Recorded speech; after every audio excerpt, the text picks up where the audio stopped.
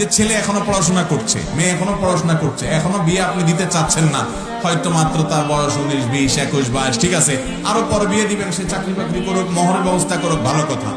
একটা বুদ্ধি করতে পারেন, সেটা হলো একটা ভালো মেয়ে আপনার ছেলের জন্য খুঁজে, দিনদার, আপনার ছেলের জন্য যেভাবে যেভাবে চাচ্ছেন সেরকম একটা মেয়ে ব্যবস্থা করে, যদি তাদের বিয়ের বয়স হয়, উপযুক্ত হয়, অন্তত বিয়েটা একজন হুজুরকে দিয়ে পড়ায় দেন, কিন্তু দুইজন দুইজনের জায়গায় থাকবে, ছেলে ছেলের বাড়িতে, মেয়ের মেয়ের বাড়িতে।